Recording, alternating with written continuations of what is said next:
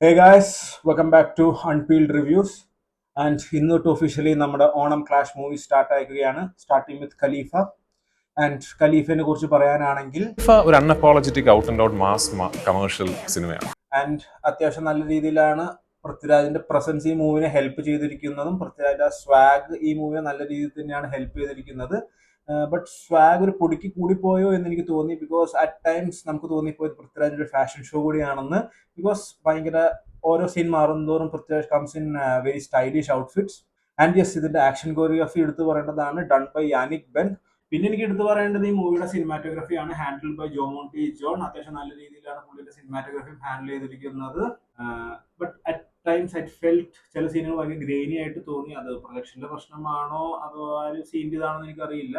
And then next highlight ആയിട്ട് എനിക്ക് തോന്നിയത് ചമ്മൻ ചാക്കോയുടെ editing. He has done a very nice job in editing this movie. ഈ movie around ഒരു 2 hours 40 minutes അടുത്തുണ്ട് ഈ മൂവിയുടെ ഒരു ഡ്യൂറേഷൻ തന്നെ.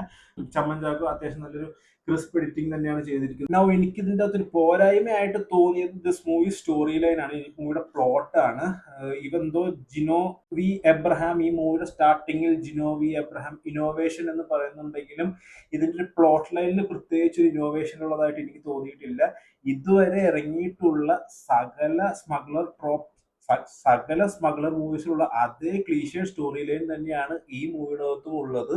And what makes this better എന്ന് ചോദിച്ചു കഴിഞ്ഞാൽ വൈശാഖിന്റെ മേക്കിംഗ് തന്നെയാണ് ഇതിന്റെ ഒരു ഹൈലൈറ്റ് എന്ന് പറയാനുള്ളത്. Vysakh with this cliched story line stylised ആയിട്ടുള്ള രീതിയിൽ തന്നെയാണ് ഈ മൂവിയുടെ മേക്കിംഗ് കൊണ്ടുപോയിട്ടുള്ളത്. So Vysakh makes this movie better through his making.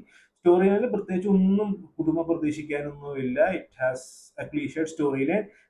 പിന്നെ ഇന്റർവെല്ലിന് ശേഷമുള്ള ഒരു സീനിൽ there was a cliche breaking. അത് ഞാൻ ഒട്ടും എക്സ്പെക്ട് ചെയ്തിട്ടുണ്ടായിരുന്നില്ല. ആൻഡ് യെസ്, ഈ മൂവിയുടെ മെയിൻ ആന്റഗണിസ്റ്റ് ഭയങ്കര വീക്ക് ആയിരുന്നു. നീലിത് മുകേഷ് ആണ് ഫിലിമിന്റെ അകത്ത് മെയിൻ വില്ലനായിട്ട് വരുന്നത്. ആൻഡ് പുള്ളി ഒട്ടും ത്രെറ്റ് ഇമ്പോസ് ചെയ്യാത്ത രീതിയിലാണ് പുള്ളിയുടെ ഒരു ക്യാരക്ടറൈസേഷൻ.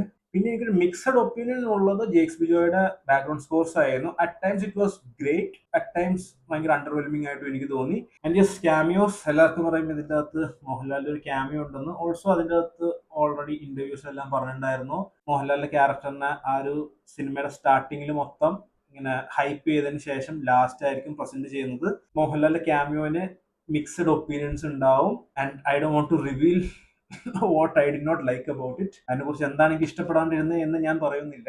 ബട്ട് അത്യാവശ്യം നല്ലൊരു ക്യാമിയോ ആയിരുന്നു.